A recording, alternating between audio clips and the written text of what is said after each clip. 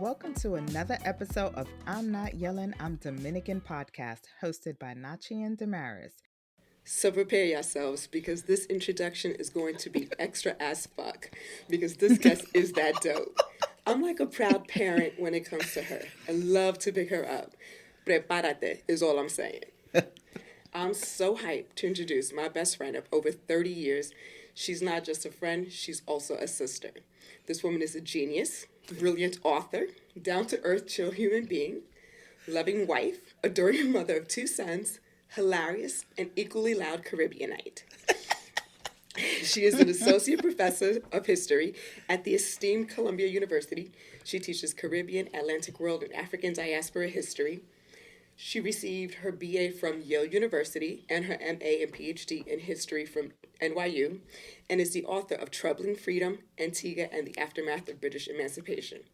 Allow me to introduce the incomparable Natasha Lightfoot. Dr. Lightfoot, if you're nasty. Okay. Yes, stand up. Antigua, stand up. Not the sound effects. Welcome, Natasha. Oh my goodness. Thank you for having me. I can't even live up to it. Yes, no. You are living it. You are a living legend. Hello. Hello. Well, we're really excited to have you here. I mean, obviously, outside of my introduction, this is like so dope that we've known each other for this long.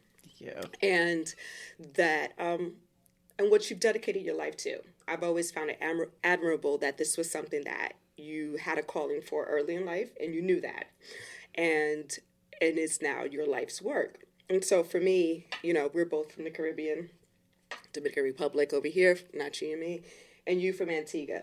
And so we share that commonality of coming from being first-gen kids, also that Caribbean upbringing that is a lot of things that are shared across Caribbean nations.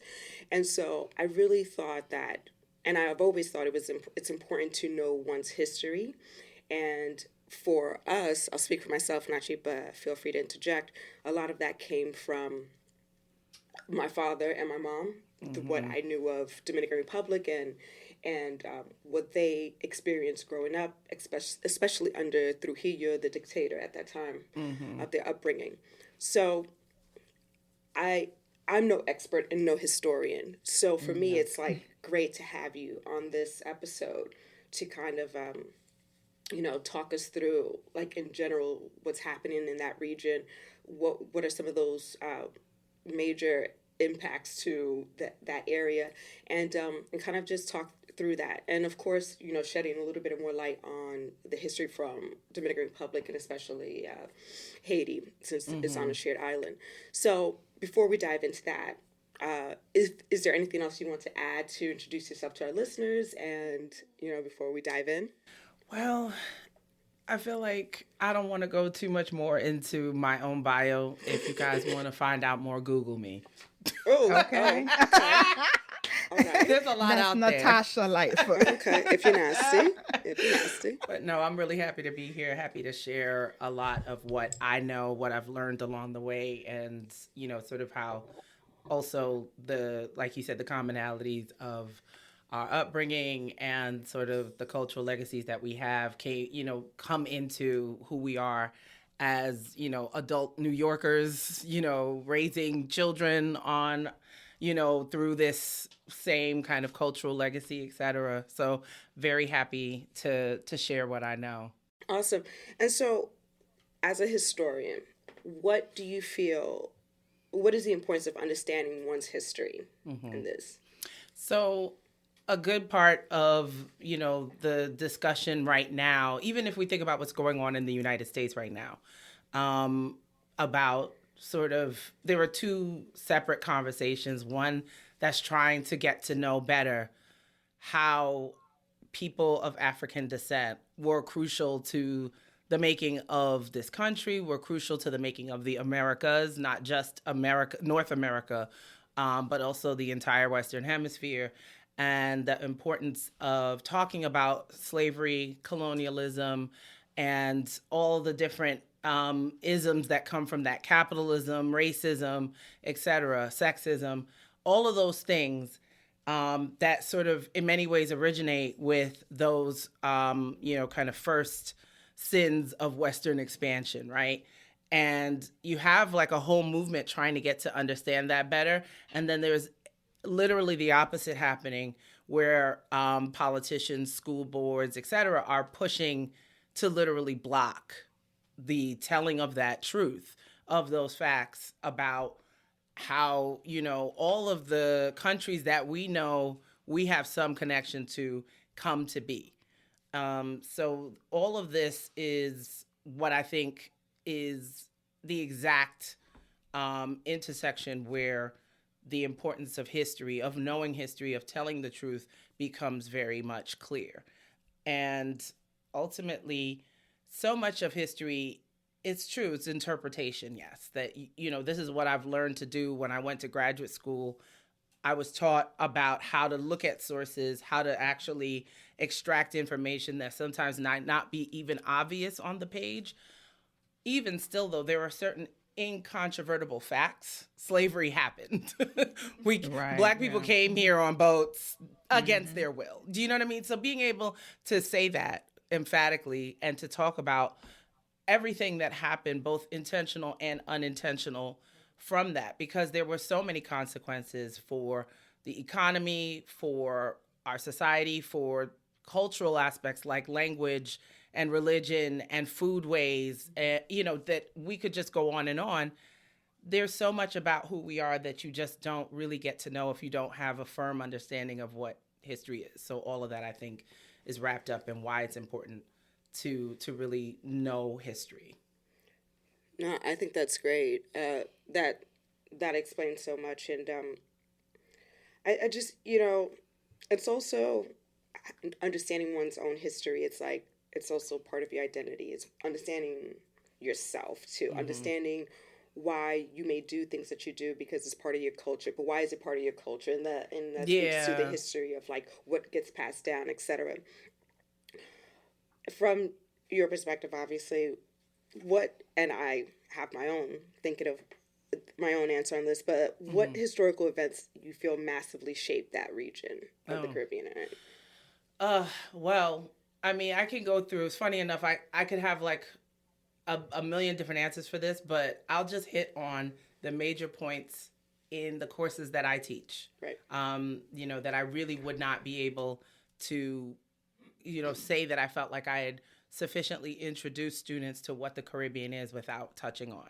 And so obviously it would start with, the arrival of Europeans and the decimation of natives, the few who are left being subject to forms of enslavement and the dispossession of their land and wanton removal to different places. Then, of course, the arrival of Europeans also brings, like I mentioned, the arrival against their will of Africans into the region, and the making of what has been termed by scholars as a Creole culture, this mixture of different people and different, traditions sort of coming together and creating all of these hybrid ways of being. Then I talk about the making of the plantation society and all the different aspects socially, economically, and politically of what it means to be a part of a society where enslaved people are the majority but don't have a majority voice. And, sort of white Western Christian, ways of being are imposed. And so what do people of, African, sometimes mixed indigenous descent, sometimes mixed with European descent, what do that set of people that results, how do they both receive all of that imposition? How do they also resist it? So I talk about slave uprisings and slave plots. I think it's just important to be able to say there's only one successful slave uprising in the whole history of the Caribbean, and that is the emergence of the nation of Haiti. Right. And Haiti paid in many ways for all of us to be free. We would teach the history of slavery very differently if Haitians hadn't risen up and burnt everything down and threw all the white people out, basically. So that is like shots fired again. I mean, Okay. we just have to be clear, right? So there's just no Sometimes class. you gotta burn it down. Literally, come on. So, I don't teach a class without talking about the Haitian Revolution, but I also talk about all the people who tried and failed, because even the attempt shows that ethos of freedom. I talk about what happens when Europe sort of decides, okay, we don't want to do slavery anymore. Let's try to do a different set of, labor formation where we just pay all, like terrible wages. Slave wages. Slavery outside, everything but in name, And I also talk about the moments where you then have a whole bunch of fighting back happening in the 20th century, different responses again of trying to create other ways of doing life in the Caribbean. So talking about like a bunch of labor uprisings that happened in the English, held Caribbean over the 30s, the 1959 Cuban Revolution, talking about the 1979 Grenada Revolution. So different moments where different islands, different sets of people just decide enough is enough, and how all of those don't actually work out either. But again, I still believe there's something, I tell my students all the time, there's something really instructive, something really, sort of nuggets of important information to be found in failure, right?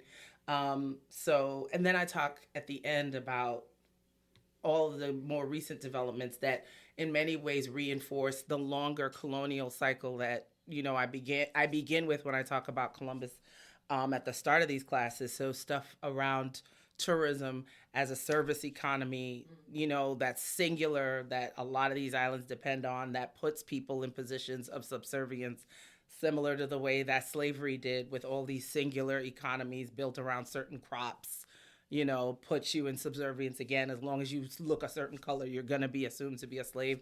Now in the tourist economy, if you look a certain color, you're assumed to be folding towels or picking up golf balls or serving drinks. I talk about climate change, which, right. Which impacts the Caribbean the hardest. Hugely. And the Caribbean has such a low footprint in terms of, creating the conditions for all of these climate catastrophes, and they're constantly impacted by it. We're having once in a generation storms like every 2 to 3 years now. We had storms that classified as basically category 6 out of 5 categories. Right. The fact that a hurricane shut down New York City in 2012 is just ridiculous. Yeah.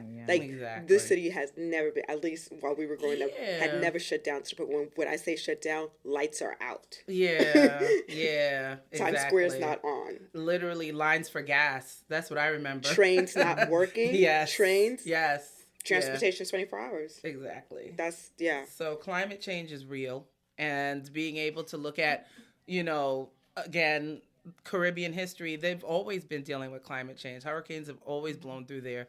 And, a lot of people who theorize about it too talk about the fact that it's maybe not coincidental that hurricanes form off the coast of Africa, and that there might be something. Oh, the ancestors are brewing. Isn't Exactly. there Pick one up what I'm putting now? down. Exactly. They're like, oh, let me find out. Let me send some smoke your way. Right. You had all these smoke hundreds of years ago and still have smoke now. And here we are, So it's I don't know that that's a coincidence either. Yeah.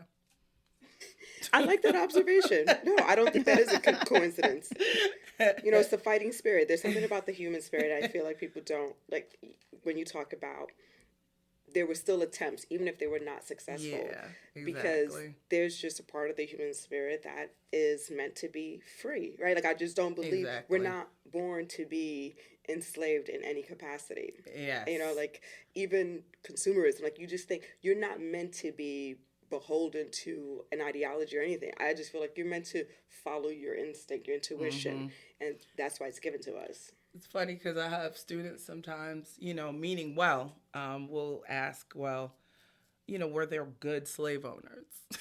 Okay. I've had that. They were slave owners. I don't know if they were good. That's it. It's like the participation in that system means that, by default, there's no goodness anywhere entering into the conversation. But, some students definitely want to hear about that, obviously for certain reasons. Yeah, familial. They're like, oh, so my great-great-granddaddy listen, owned the plantation. I will neither confirm nor deny. I'm just going to say that it's a... Guys, just look at her resume. You'll understand. All I can say is that I've had to explain to them it's a particular kind of conceit to believe you can own someone outright, a person, a human being. So right, as property. Right. You could put them up as collateral for loans and will them as gifts to your survivors. Yes, I think I read somewhere that they were mortgaging. Oh, absolutely, they were mortgaging enslaved people, and I was. That's a lot of the credit system that governs basically the Western Hemisphere comes out of slavery. Yeah, I mean, well, the stock market, when you understand why Wall Street is called Wall Street, and that's because they had a wall and they were selling slaves on that wall. Yeah, that, and Wall Street is the center of the financial universe. Yeah. I mean, that in itself should tell you symbolically the capitalism and its where it came from. Yeah, it's directly tied up with slavery. Yeah, I mean, it was the trading of cotton and those goods that were and people. It's all wrapped up. Let's not pretend. I mean, we can't. And multiple spin-off industries. Shipping doesn't happen without it. Insurance doesn't happen without it. So like you said, credit, right? There's a whole, series of things. I'm not really an economic historian, but there's no way to sort of avoid the, overwhelming evidence for how the modern economy that we have today sort of rests on, a function of like the way that slavery structured a lot of Western societies, Yeah, I think you started to talk about Haiti, and without Haiti's liberation, we wouldn't be where we are today as Black people in the diaspora. So praise God, big up to Haiti. Exactly. Thank you. Exactly. And it's funny, for me, yes, born here, but I always felt like, well, we share the land. For me, I've always been like, oh yeah, well, I'm sure we're cousins and sisters and brothers. Like this, that's kind of impossible to not think that. But there is a lot of there's a lot of history that kind of disconnects and has like this resent from those two nations. And I'd love for you to talk a little bit about that, because it saddens me when I see anti-Blackness, especially towards Haitians. And but this is, again, not to say that this is how all of Dominican Republic is, but there is some history that goes with that. And I know there was about 20 years of occupation. And I wouldn't even call it occupation, but when Haiti attempted to unite the land. That was like, but not too long after Haiti emerged as a nation. That like roughly around 1820, in the 1820s, underneath the sort of the governance of one of the generals from the revolution, Jean-Pierre Boyer. There's a move to unite the island on both sides. And that lasts until 1844. Right. And over that time period, the Haitians are who end slavery in the DR. So, it's something that, obviously Haiti being committed to a project of Black liberation, that was one of their kind of early achievements. But it's also said that there was a lot of infighting between the two nations. I know that when the Dominican Republic declares its independence, they declare it from the Haitians. And then there's a war so they declare their independence in 1844, but then there's a war for restoration in the 1860s, where there's a faction of people who actually want to bring back Spanish colonialism into the Dominican Republic. But I will say that what's interesting is the histories of both sides of the island are kind of fraught with the histories of, like, there's dictatorship, there's economic depression, There's a lot of intrusion from, Europe and the United States trying to control how their governance works. And then at a certain point in, the sort of like early like 1900s, actually between 1915 and 16, the United States will occupy both sides of the island. And then, there's going to be a period of American interference that's going to heighten what was already a kind of dramatic set of tensions between the two sides. And I think what you end up seeing is a push to sort of strengthen the border between Haiti and the DR. This will culminate in what's known as the Parsley Massacre in 1937, where there's, an unknown number of Haitians who are massacred at the border between the DR and Haiti. And it's under the direction of General Trujillo. Yep. And, there was such a move to try and sort of suppress it. There was a lot of work to try and claim that it was just skirmishes between, farmers and cattle ranchers. There was, there's been a lot of work to try and recover the memory of it. Certain scholars and writers, thinking here of novelists like Edwige Danticat, or, historians like, Richard Turritz, Lauren Derby, Eddie Paulino, people like that who have written really interesting books about the stories of what has come to be. I also think I want to name, two Afro-Dominican women scholars who are amazing, Dicta Ramirez and Lorgia Garcia Pena, who have really tried to kind of reorient us to understanding that some of the anti-Haitianism that was happening was essentially also in effect trying to silence browner skinned Dominicans too. Like Black Dominicans also found themselves being victimized.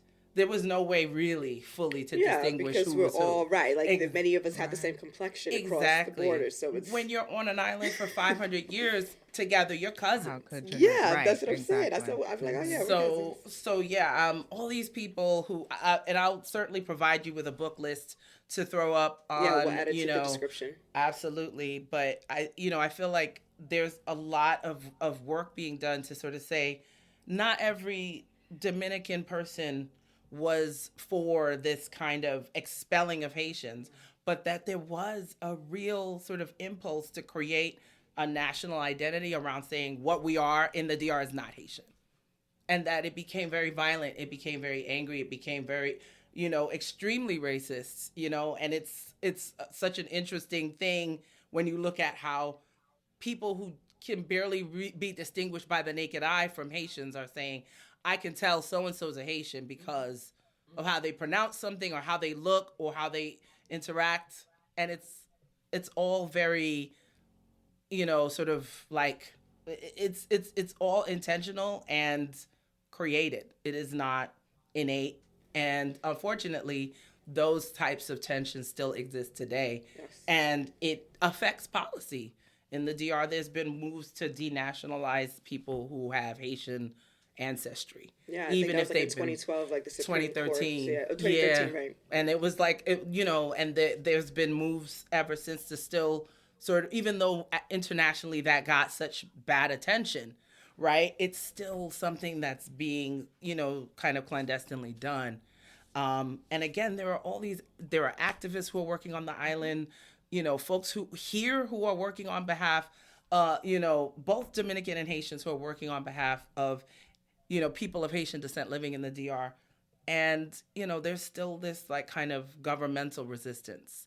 The sort of powers that be, I think, still benefit from, advancing this language of anti-Haitianism. Absolutely. I think there's a lot to benefit from an imperialistic country standpoint to have this kind of division on that island. There's more control you can have on these two nations that are much smaller if you have them divided than if they were united in, economic policy and the like, right? Because then that means you have more control over rice, sugarcane, and stuff like that. Given that the majority of people on both sides are poor working class people who are visibly of African descent, that would be a problem way for more power and unity. And that's a problem for imperial countries. Exactly. And unfortunately, such as the US and Europe. And that's the thing too, like, it's hard to sort of tell the story of these places in the Caribbean as independent when there are all these forms of, neocolonialism that still exist even after formal colonialism is done.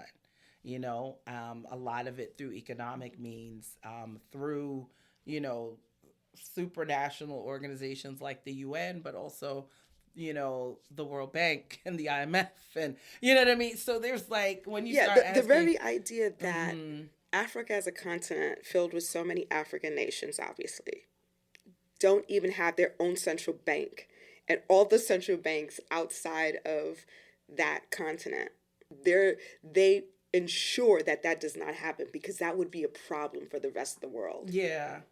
And you already understand why it would be a problem, because the majority of the world's natural resources come from that continent. Exactly. Yeah. If they actually control the money, right. Listen. Yeah. Listen. Exactly. You got a problem, Houston. Right. A powerful force. So, these are the kinds of things I'm constantly telling my students about, sort of where colonialism's legacies linger. And the fact that, I literally was just on a radio program in Antigua like 2 days ago saying you don't, after a while, need the presence of a majority of white people to still have white supremacy.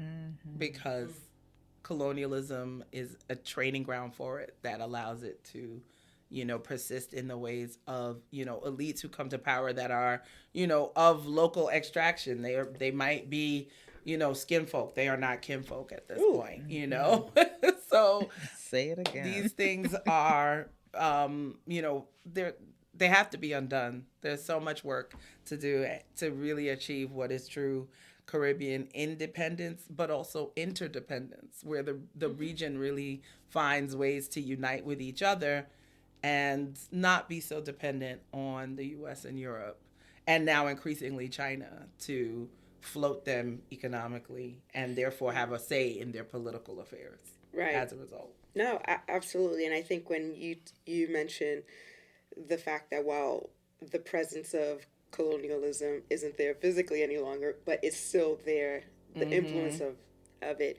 still persists. And I think it persists. One of the ways I see that persistent is through colorism and classism, which I feel like, to me, always kind of goes hand in hand.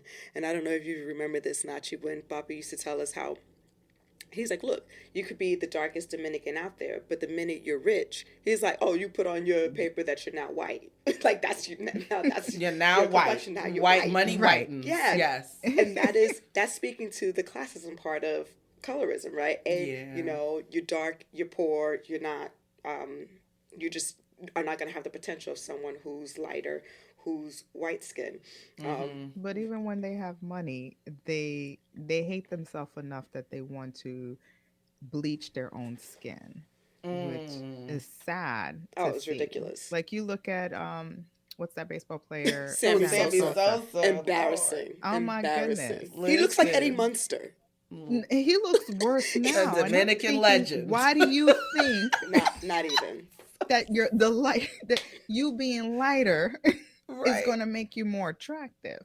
And that just goes to how deep rooted the hatred towards Black skin is in the Dominican Republic.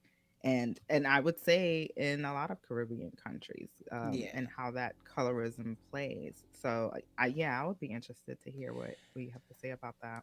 So it's funny too. Like, one of the things I've found is that obviously there has been a sort of different system of understanding how, race and skin color works in the Caribbean versus, say, the United States, where basically, there was a one drop rule. And as minute you had one drop of black that could be traced, you were black. That's it.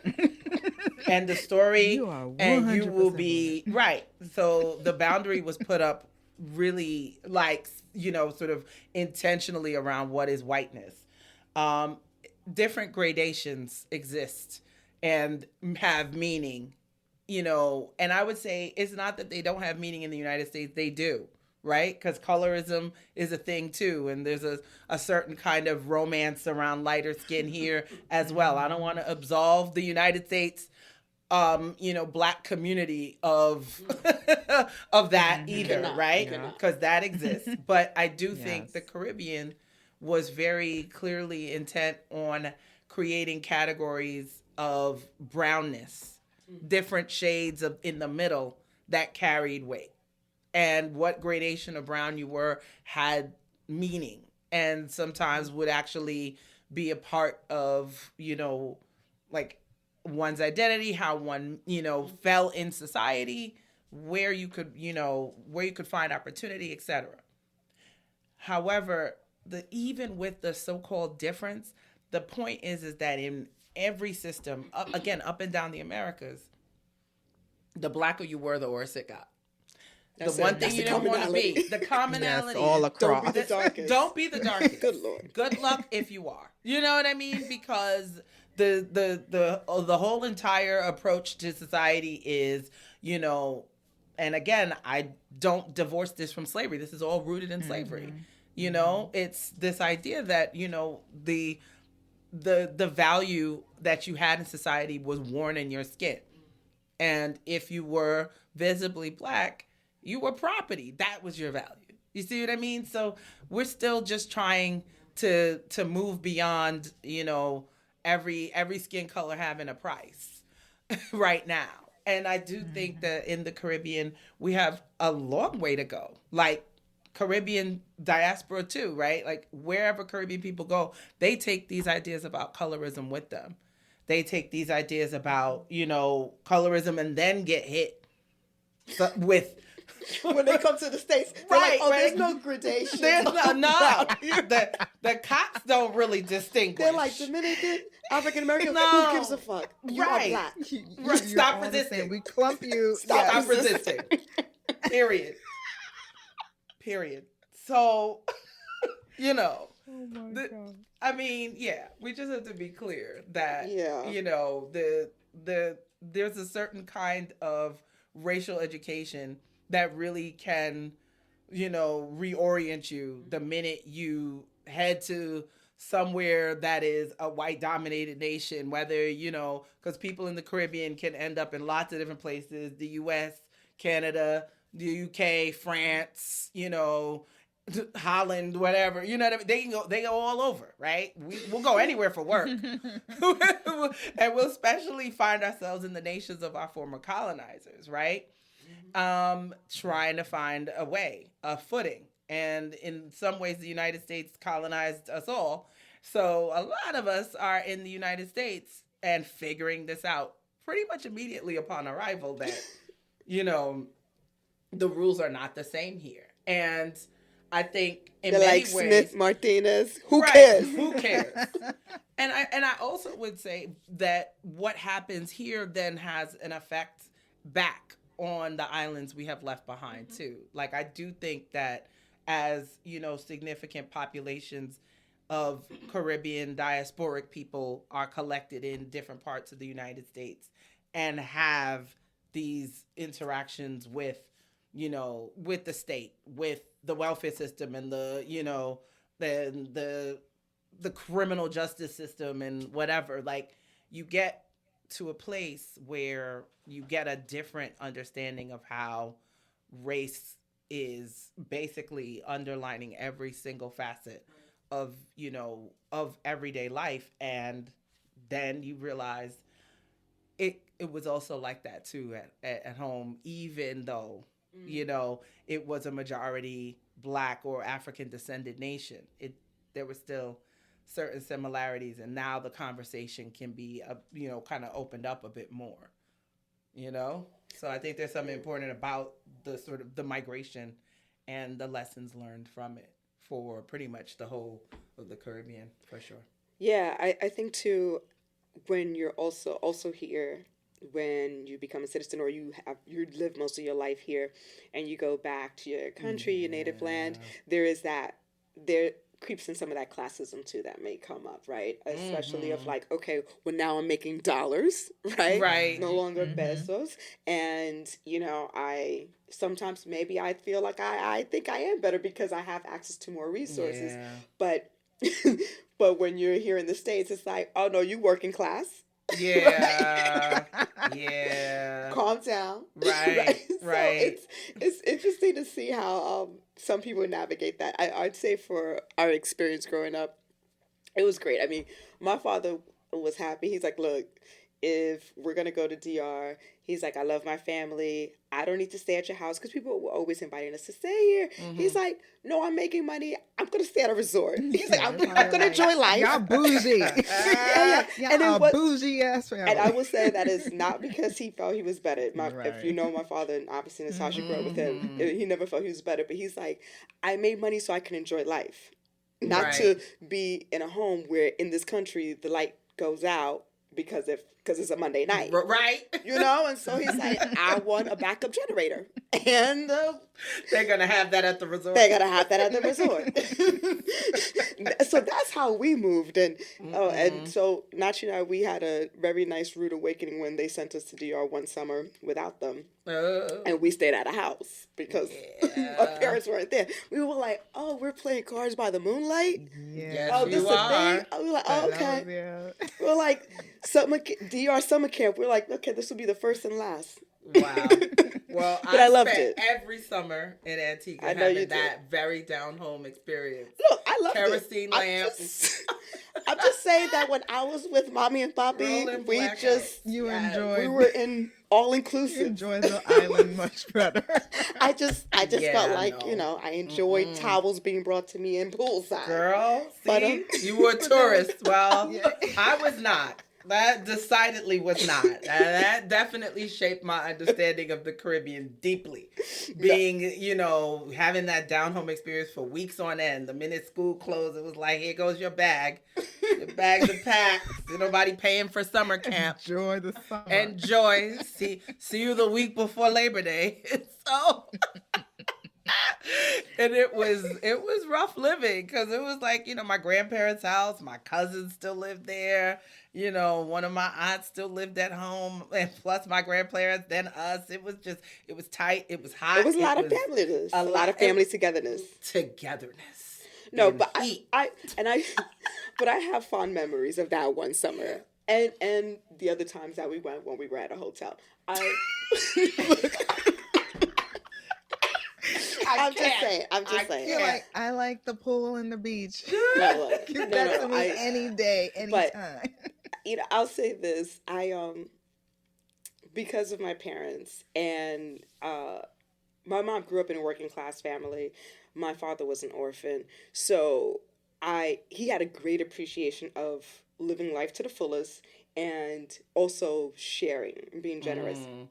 And because of him and my mom, they would actually do a lot of charitable, givings and Christmas gift charity events because my father knew what it was like to have without. And me observing that firsthand, it made me even more grateful for what I did have here in the States because I knew that I was like, oh no, this is tough living.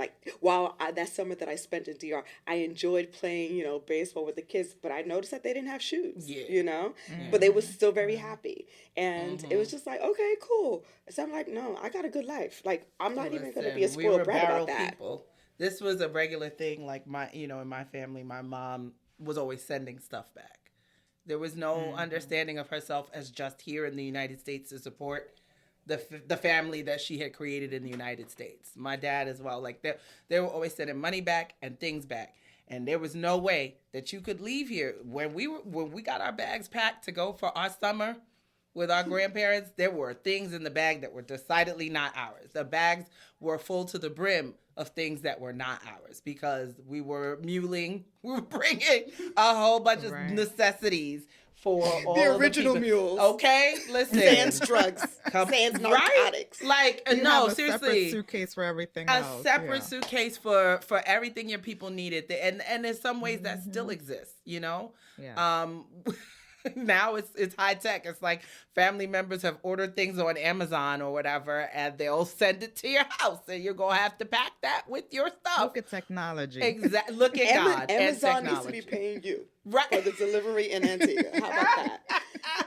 But it's always, there's always been that sense, and I think that's true. No matter where you're from, that if you have people at home that are depending on you, you have to come through. Yeah. There's no choice in the matter. Yeah. Your salary is going to be whatever you make is going to be divided, not just amongst the people here. It's going to have to, some of it has to go to the people who in some ways you never really left behind. Yeah, no, you got to put your hand back. You got to give them the helping hand too. Like, share that wealth and share it in the way that is meaningful to them too, and that's going to help them and also help you. I mean, I don't see why you wouldn't. Whenever I watch that 90 Day Fiance stuff, and the Americans get upset that their foreign fiance is sending money back. I'm like, y'all are crazy. Like, why? What did you think this was? Why wouldn't you send money back to your family? But okay, whatever. Right? Why am I on TV for? What do you think this is? This is the clash that Natasha and I have, and obviously you too, Natasha, with the different cultures, right? Your American upbringing, yes, and then also your Caribbean upbringing. You're like, you're supposed to send back. Like, that's a given. Like, this isn't you make money here and you stay here and live your best life. Right. You help your family out. Absolutely. But that being said, I think we've had a great conversation so far. But I really want to, for our listeners, I'd love to hear your recommendations on kind of like the resources you recommend for people to educate themselves on their history. Obviously, like books, online resources, organizations that you think are good places to start to look into that. Oh, wow. I feel like I can't quite think of, anyone particular. Like, off the top of my head, in New York, there's the Caribbean Cultural Center's African Diaspora Institute, which I believe is now on 125th Street. At one point it used to be in Midtown, but I believe it's in Harlem now. There's a lot of Caribbean archives at the Schomburg Center on 135th. Some that I've worked with. I feel like there's also, though, like, a lot of books. I feel like there's a lot of books that you could read if you're interested in just knowing more about the Caribbean. And I guess the problem is, you could give me if there's a list you have in mind, you can give that to me, and I'll also put this in the description. Yeah, that's what I was thinking, because there's so many good books, and I some of them, obviously, I'm an academic, so I get, I read sort of those like really smarty pants books. A little dense. But I will say too that there are novelists who write such beautiful, like, historical representations. I'm actually teaching a course now on how literature from the Caribbean is so very tied up with talking about history and addressing historical events. It's like, again, we're always trying to negotiate and think about the history, that the legacies of slavery and colonialism and everything else that comes from that so many writers are just constantly, writing through that in their current day stories. They're always looking back at history. So many novels that I could recommend. I also meant to say too, we talked a lot about Caribbean independence, and I still want to not erase the fact that there are so many Caribbean nations, so many Caribbean territories that are not nations. They are still colonies. Yes. And that's another part of the problem. We should have a part two. Well, no, I'm serious. No, I'm just saying, in general, I just want to sort of, be clear that not everywhere in the Caribbean has even... It's free. Depends on how you define freedom. Maybe, nowhere is fully free, but I will say that there are places that are still, possessed technically by law under the, sort of like the ownership of another nation. So, Puerto Rico and the U.S. Virgin Islands, the British Virgin Islands, Martinique and Guadeloupe. Yeah, right. So I mean, it's not the part of the Caribbean, but the idea of like the fact that the United States has had an empire, right, and that so much of what what has made, America, quote unquote, great has been these sins. Oh, shots fired.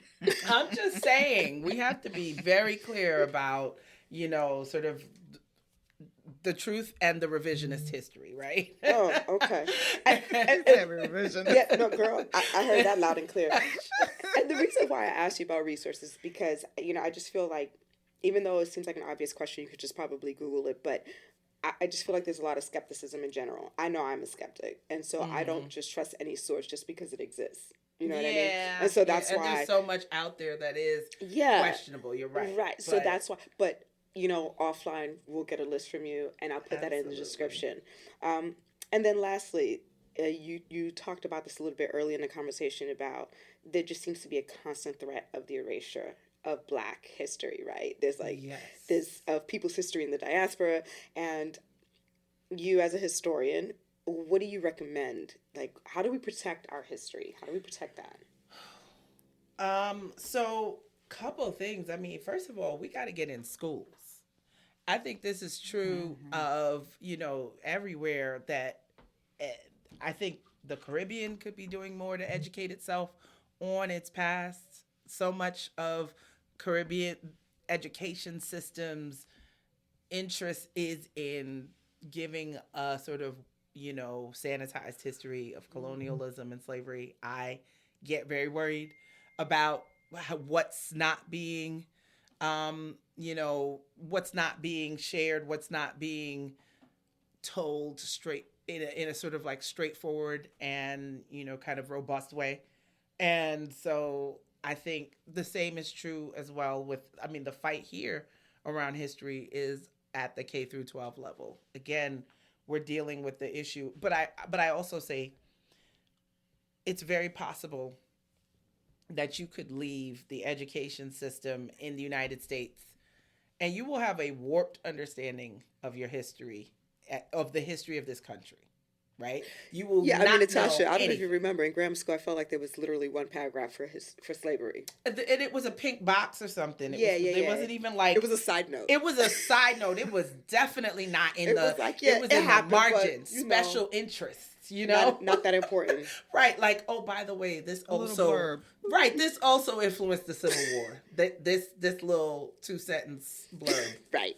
But, it's... I think, interesting enough, you will pass through the United States education system and learn some history of the United States. It's very possible, for instance, to pass through, the education systems of many Caribbean countries and not learn the full history of the country you're in. So there's something going on there with regard to the suppression of history in different ways that I think we have to, talk about, or just even certain aspects of it. Like, I don't know how many Dominican school children know about 1937. Do you know what I mean? Are they being taught about that? Is that being, sort of erased from school books, etc. Right? So these are the kinds of things that you have to have, more conversations about, but also I think it's the onus is on everyone to do more, to read more, to find out more. But I also think the question of preserving in some ways is about what lessons you learn from the earliest. What do you get when you're in the mode of compulsory learning, right? When you're in school, what are you learning? What is actually being, told to you as this is the thing you need? You can't leave school without knowing about the past. And it just shouldn't be like kings and queens and, Columbus and Ferdinand Magellan and nah. Like, you know what I mean? And U.S. presidents. That's not it. That's not it.